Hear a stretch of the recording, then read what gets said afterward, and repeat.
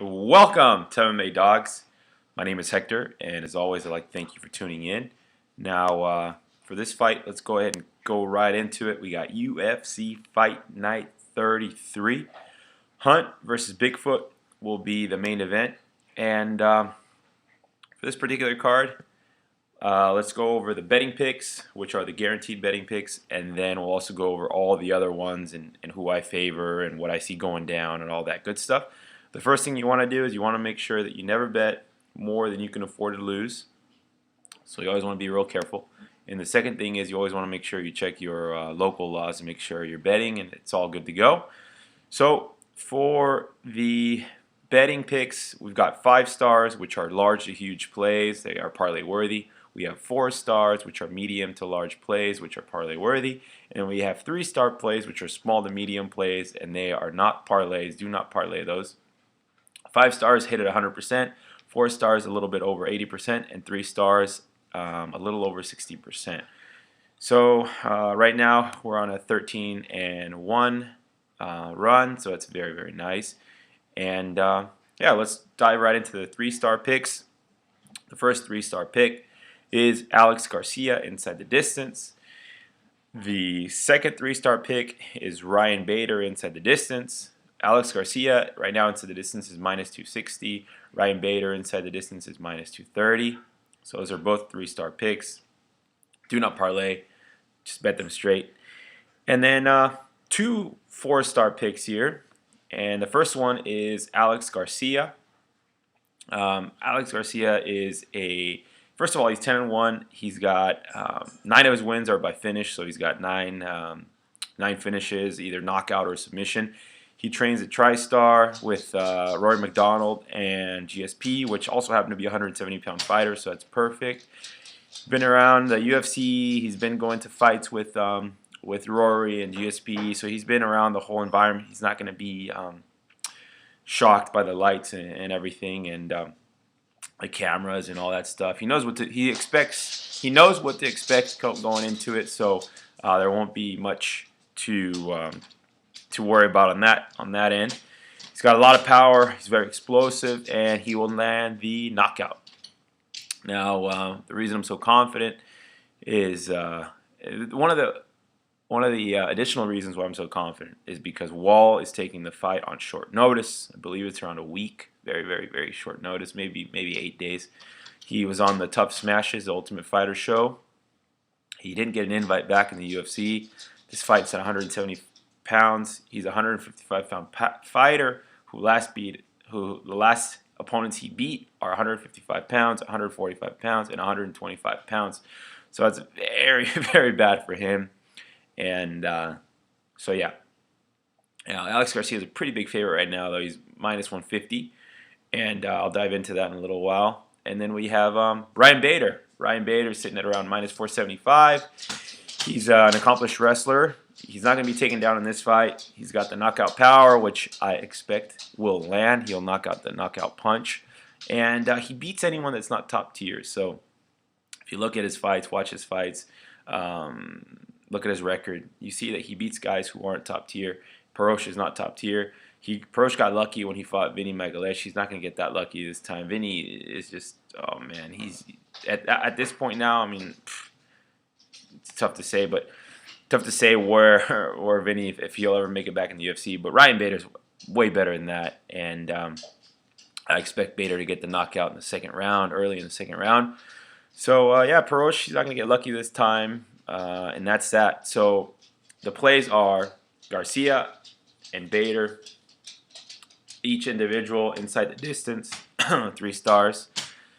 Garcia and Bader, 4 stars, medium large plays. And if you don't like laying that much juice on it, it's safe to say, nothing is guaranteed, but it's safe to say that you can put Bader and Garcia in a parlay.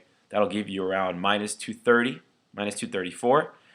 And, that's one way of doing it. But, it's totally up to you, totally optional. That's just a way to reduce some of the juice, especially when both these guys should win. But again, that's not, parlays are never guaranteed once you throw 2 guys in there or higher. It's it's a risk, but more often than not, when it's a 4-star pick, 80%, and put them in a parlay. So the guaranteed picks: Bethe, Garcia, Bethe, and Garcia inside the distance. So that takes care of that. Also put it on the text file so it's nice and clear. And then we'll go down to the food for thought. These picks are not guaranteed. They almost made the cut, which means they almost made it up there, but they just for one reason or the other didn't. So I'll go over why. So 2 stars. The first one is Mizugaki versus Phan. The pick is Mizugaki. He's experienced. He's well-rounded. He will use his wrestling to control the fight, and we will win here. So so close, so close. I had it up there, but I just can't guarantee Mizugaki.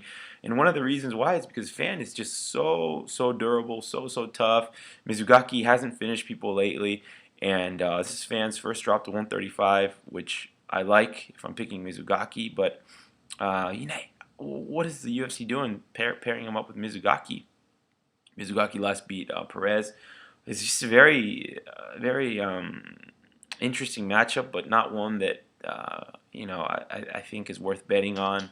And Phan has never impressed me, so it's just a total pass. And I want to see how it plays out. I expect Mizugaki to win a decision. If he uses wrestling, which I expect him to, he will control the fight.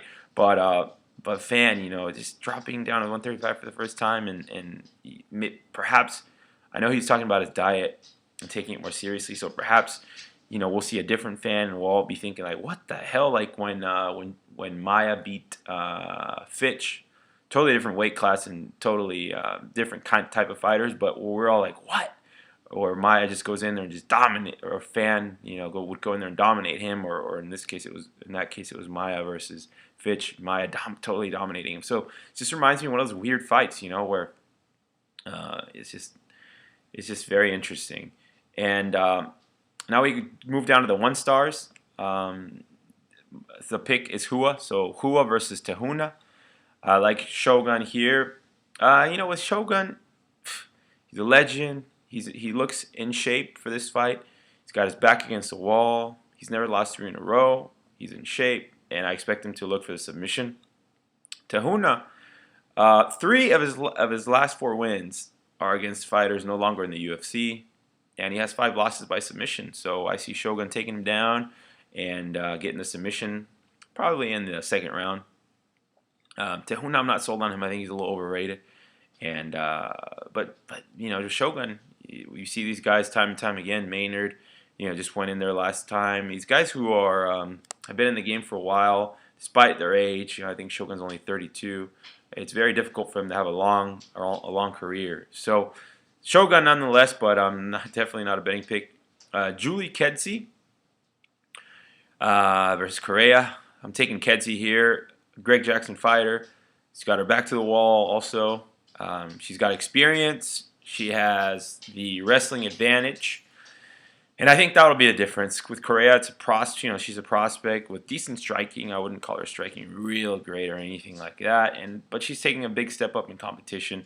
So yeah, Kedzie for the pick there. And then these are 0 stars. These have way too many variables. The first one is Hunt versus Bigfoot. I'm taking Hunt. He has the home motivation. He's got the knockout power. He hasn't been submitted in over 3 years. He's got a good chin. He will always look for the knockout. And Bigfoot, in my opinion, should be 0-5 in his last 5 fights. With Brown, Brown got injured. With Overeem brain farted. No, those aren't his fault, but still, most of the time those things won't go his way. And he can use jiu-jitsu and smother Hunt if he wants to. That's one thing he could do. Take him down, smother him with that big body of his, but I don't think that's going to happen. I think Hunt's going to get the knockout. Andrews versus Hester. I'm taking Andrews. It's a near toss-up. I give Andrews a slight edge, very, very slight. I could see this, 51-49, like 50-50 nearly. Andrews is more experienced. He's a more technical fighter. And then Hester, though, he's a big prospect, athletic, but he needs to improve overall, which I expect him to have, and that's why it's such a toss-up. So I'm not surprised. I wouldn't be surprised if Hester wins this one. Pat Barry against Soa Palelei, the heavyweights. Man, this is I'm taking Barry in this one. He's a win-lose type of fighter. So he'll win one, he'll lose one, he'll win one, he'll lose one, he'll win one, he'll win one. He's got the experience, he's got the cardio, he's got the striking advantage, but he's very unreliable. But he should get the KO. Palelei, he stinks. I mean, he's got no cardio, very little heart. I'm just not impressed at all with this guy, what I've seen from him. So I'm going with Barry. And here's my little upset special here. Caio Magalhaes versus Nick Ring. Magalhaes, he's trained at Nova União and American Top Team. He's a Jiu-Jitsu black belt. He's going to use his grappling here. He has to use his grappling here to control the fight, take him down, beat him up, possibly work towards a submission, although I could see a decision. With Ring, you know, he's just a betting nightmare. He's a close fight. He's a close type of fighter, so he fights real close, and he doesn't do enough. He doesn't do enough. He'll steal decisions. He will lose decisions. He'll just a big old total pass for me. And I think Magalhaes should be improving and could possibly pull the upset. But once again, it falls under 0 stars. Santos versus Jotko. I'm taking Santos here. He's a wrestler. He's strong, lands a takedown, controls the fights, but he's a decision fighter. Jotko, very similar, but he's more aggressive, and he will have better striking. So this one just total pass. I see how I see why I'm leaning towards Santos after watching their fights, but I wouldn't be surprised if Jotko pulls up an upset here. But Santos nonetheless.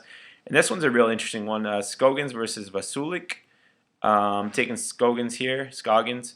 He's Team ATT, American Top Team, prospect, excellent striker with power, flyweights, you know, so that's very interesting there. He will keep it standing and get the knockout, probably second round with Vaz.